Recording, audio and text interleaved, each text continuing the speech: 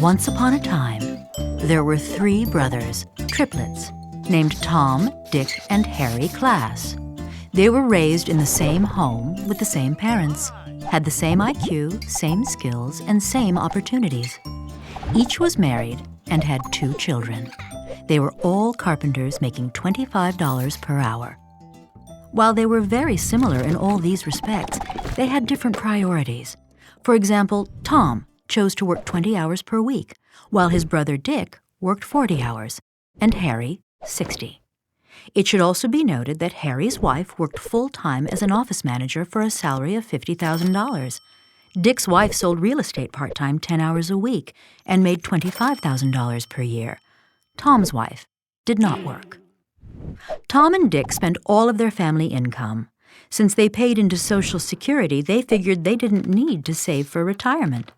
Harry and his wife, on the other hand, had, over many years, put away money each month and invested it in stocks and bonds. Here's how it worked out. Tom made $25,000 a year. Dick and his wife made $75,000, and Harry and his wife $150,000.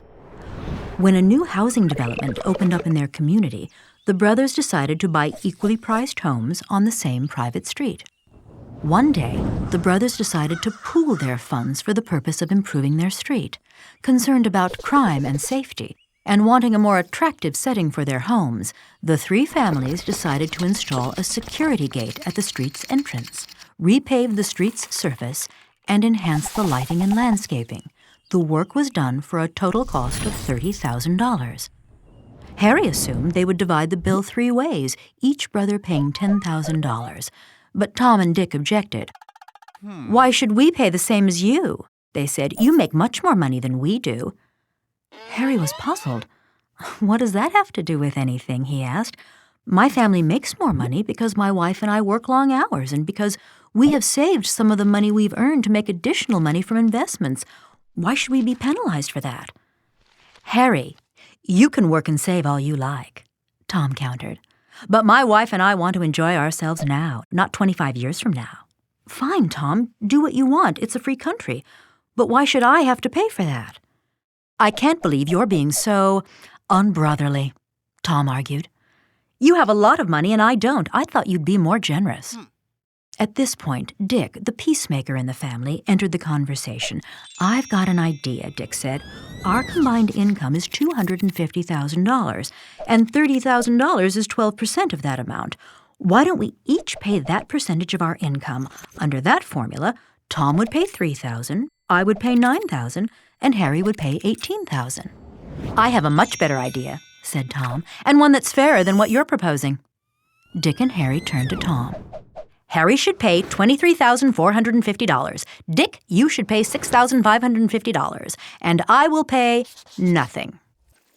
To Dick, this sounded completely arbitrary and not really fair, but it did have one big plus.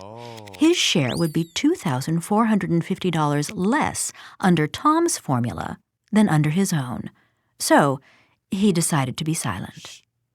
Harry, however, was stunned. "You want me to pay almost 80% of the bill despite the fact that each of us is receiving the exact same benefits? Where did you get such a crazy idea?" "From no less an authority than the U.S. government," Tom responded as he pulled out a gray booklet. "It's all right here in the IRS tax tables.